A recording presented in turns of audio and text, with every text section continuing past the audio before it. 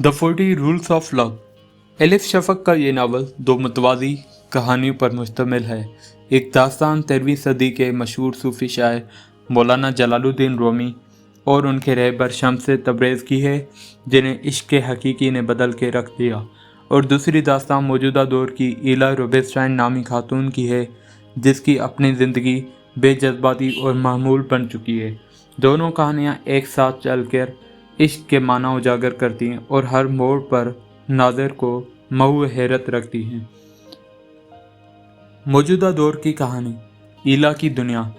ईला रोबेस्टाइन तकरीबन 40 साल की एक घरवाली हैं जो अपने रोज़मर्रा ज़िंदगी से मायूस हैं।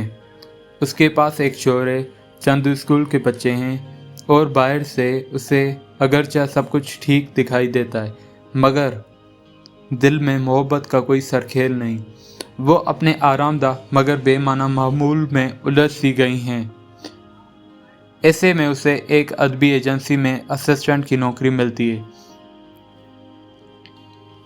एक दिन उसकी जिम्मेदारी बनती है कि वो स्वीट ब्लास्फेमी नामी नावल का जायज़ा तहरीर करें। यह नावल खुद सदियों पर मुहित है और शम्स तबरेज़ और मौलाना रोम की हयात तैयबा बयान करता है।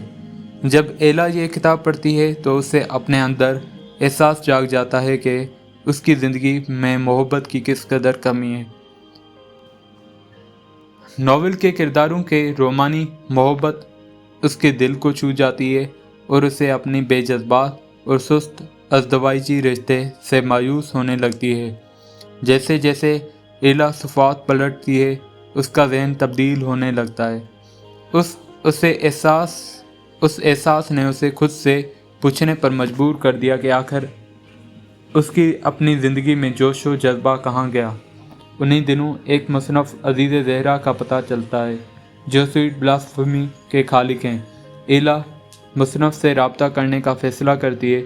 वो इंटरनेट पर अज़ीज़ का तारुफ़ लेती है और हौसला करके उन्हें अपनी ज़िंदगी के बारे में कुछ लिखकर ईमेल भेजती है। इब्तिदा में तो दोनों के दरमियान रस्मी गुफ्तगू होती है, लेकिन जल्द ही बातें मोहब्बत की गहराई तक पहुंचने लगती हैं। एला और अज़ीज़ का रोज़ाना की बुनियाद पर ईमेल्स का तबादला करने लगती हैं और दोनों में एक मखसूस जज्बाती कशिश पैदा हो जाती है। अज़ीज़ जोशो खरोश और मोहब्बत के बारे में खुले अंदाज में लिखता है, जिससे एला की दिल को बहुत सुकून मिलता है। वो अज़ीज़ के उन नज़रियात से मुतासिर होकर अपनी ज़िंदगी में तब्दीली लाने का ख्वाब देखती है। फिर एक दिन एला अपने शौहर को बताकर बोस्टन चले जाती है, जहाँ अज़ीज़ राइश पजीर है। वहाँ अज़ीज़ उससे कहता है कि उससे ख़तरनाक मर्ज़ कैंसर लाहक है। उसके जीने के चंद माह बाकी हैं। यह खबर एला के लिए सदमे से कम न थी, मगर उसने अज़ीज़ का साथ देने का फ़ैसला किया। दोनों कुछ दिन एक साथ गुजारते हैं और फिर मजाजी ज़िंदगी का उरूज महसूस करते हुए साल भर दुनिया घूमते हैं। आखिरकार अज़ीज़ उस लम्हे में ज़िंदगी गुजारने का दरस देते हुए चल बसता है। एला उसके जनाजे का एहतमाम करते हैं और फिर उस अज़म के साथ अपनी ज़िंदगी के सफ़र पर निकल पड़ती है कि जिसे अज़ीज़ ने लम्हे को भरपूर तरीके से जिया था, वैसे ही वो अपनी ज़िंदगी को माना से भर देती है। 13वीं सदी। शम्स और रोम का सफ़र।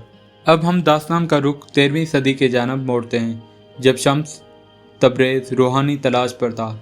शम्स कई सालों तक दुनिया भर का सफ़र कर चुका था और एक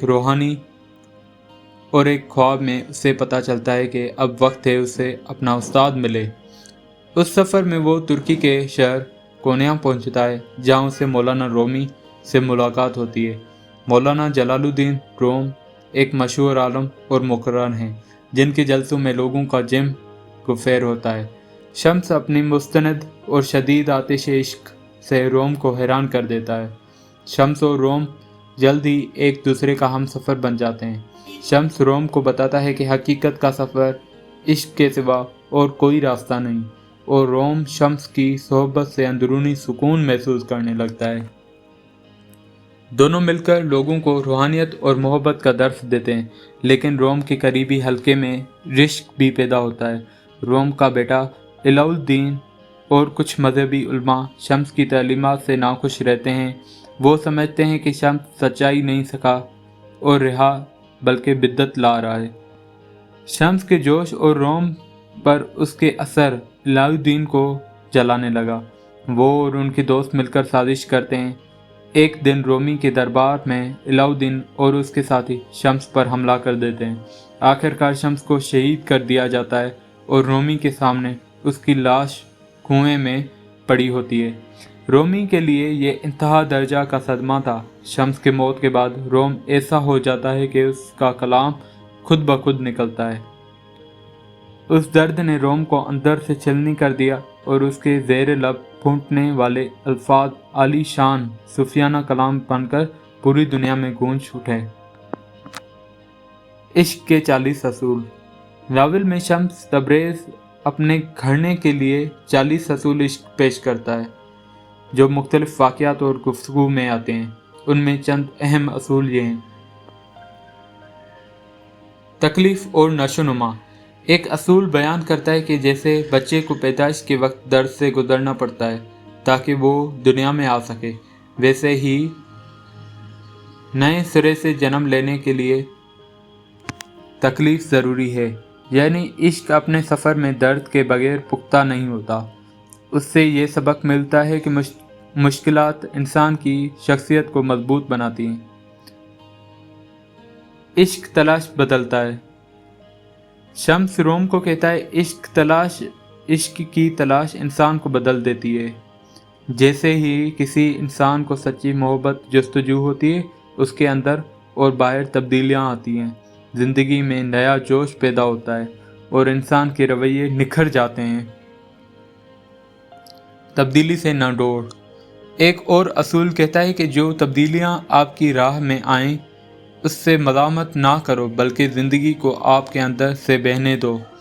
یعنی خوف کھا کر گزرتے وقت کو ضائع نہ کرو، کیونکہ ممکن ہے جو زندگی تمہیں معمول کے مطابق لگتی ہے اسی میں تمہارے لیے کچھ نیا چھپا ہو۔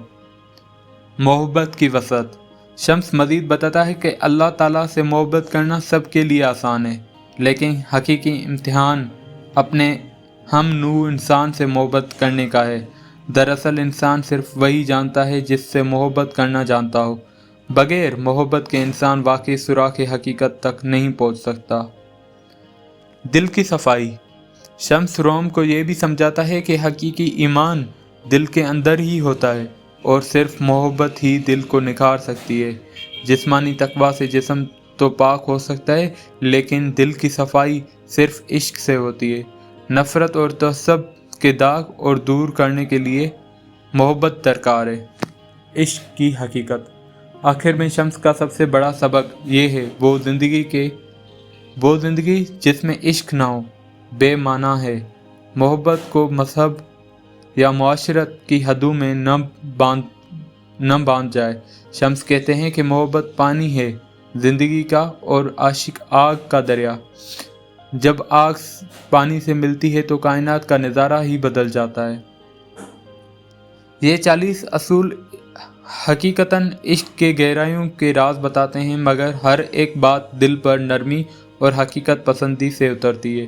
سادگی میں چھپی یہ تعلیمات بڑے بڑے سوالوں کے جواب دیتے ہیں، مگر وہ روزانہ انداز کے بجائے عملی مثالوں سے سمجھائی جاتی ہیں۔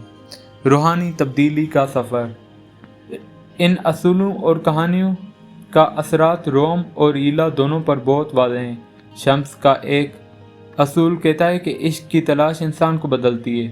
واقعی روم نے شمس کی صحبت سے اپنی ساری تعریفیں تبدیل ہوتی محسوس کی۔